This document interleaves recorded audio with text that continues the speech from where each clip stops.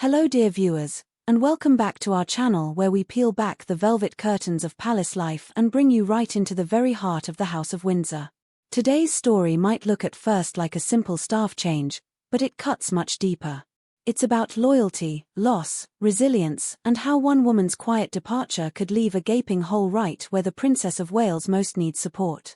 So brew a calming cup of tea, settle into your favorite chair, and stay with us, because by the end of this story, you might see Catherine's glittering world of tiaras and state banquets in a very different light.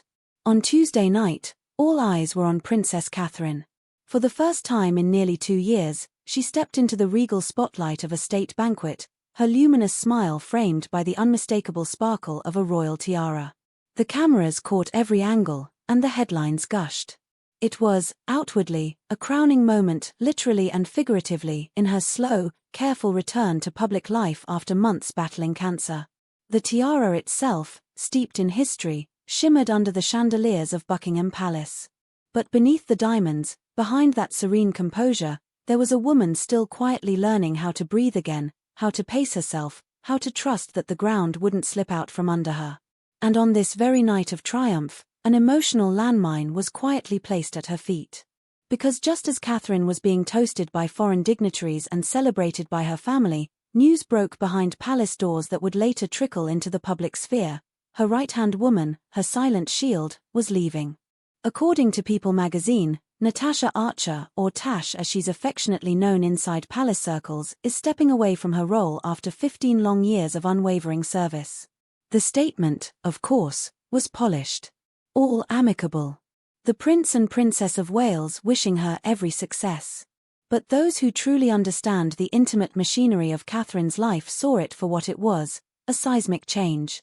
Because Natasha isn't just a stylist. She's not even just a senior assistant. For more than a decade, she has been the private keeper of Catherine's secrets, the calm in her most nerve-wracking storms, the woman who literally stood at the princess's side during life's biggest transitions. When Catherine worried, Natasha reassured. When Catherine struggled, Natasha adjusted the schedule, retooled the plan, or simply stood close by in quiet solidarity. Their partnership began in the heady days after William and Catherine's wedding, when the young Duchess was finding her footing in a family that measures every smile, every shoulder tilt, every inch of hemline. According to Grozier, it was actually the late Queen Elizabeth II who gently suggested the new Duchess's wardrobe needed to step up to grow more regal, more commanding. Enter Natasha Archer, then a junior aide with a keen eye for tailoring and an even keener sense of discretion. Natasha slowly transformed Catherine's style. Those bright coat dresses that seemed to float across grassy palace lawns on official visits to Australia? That was Natasha. The dazzling yet respectful ensembles Catherine wore in Pakistan, striking the perfect balance between cultural homage and royal presence. Natasha again. The move from safe neutrals to bold, confident jewel tones wasn't an accident, it was a strategy, orchestrated stitch by careful stitch. But Natasha's influence stretched far beyond zippers and hemlines. In 2013, it was Natasha who was spotted discreetly carrying the now famous blue polka dot dress into the Lindo wing, ensuring Catherine's first appearance with Prince George struck precisely the right note, both maternal and majestic. It became an instant global moment, a new mother stepping out into the glare of a billion flashbulbs. Without Natasha's careful planning, who knows how that fragile, sleep-deprived morning might have looked.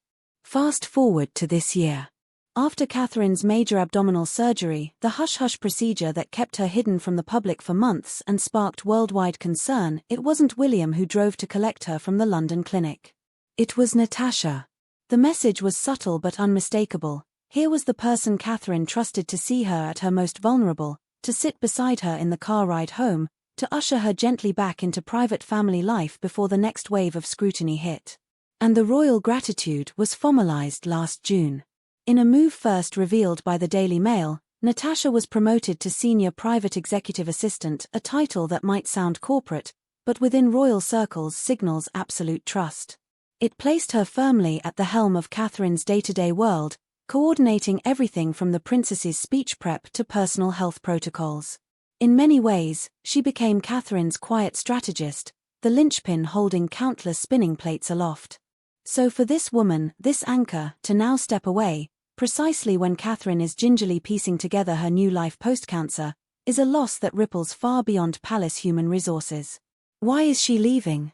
Officially, Natasha is off to start her own consultancy, using her formidable experience to advise other high-profile clients. A new adventure, a professional evolution. All perfectly natural. But still, for Catherine, the timing is gut-wrenching. It's hard to ignore the emotional undertow. Just as she's regaining her public footing, the person who steadied her the longest is stepping back. Can you imagine it? Facing the world again after an illness that upended your very sense of self, knowing the cameras are waiting for even the slightest tremor in your smile, and discovering your closest advisor, the one who knew which side was your strongest for photos, which lines of a speech made you most nervous, is no longer there to whisper, "You've got this." Insiders describe Natasha as the princess's stylistic secret weapon, but that hardly does justice to the bond they share. It was Natasha who quietly adjusted Catherine's jewelry on countless event steps. Natasha who anticipated when she needed a breath of air, a tissue discreetly pressed into her hand, or a moment's retreat behind closed doors. Small gestures that made it possible for Catherine to emerge looking unflappable. And it matters now more than ever. Because cancer, even in remission, leaves scars that are more than physical. There are days when energy wanes, when the mind races ahead but the body rebels. Natasha understood all of this intuitively. She knew when to press Catherine to keep going and when to gently dial it back. Now, that calibration, that silent dance, will have to be rebuilt with someone new. Some royal watchers wonder if this signals a broader quiet reorganization behind the scenes. William and Catherine have been reshaping their team for years, tightening their inner circle as they prepare for an even more central role in the monarchy. Perhaps Natasha's departure was part of that natural evolution, a chapter gracefully closing so another can begin.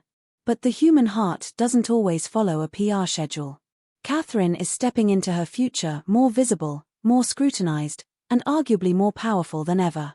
But she's doing it without the woman who has been her closest backstage ally since nearly the very beginning. And that's a very different kind of courage.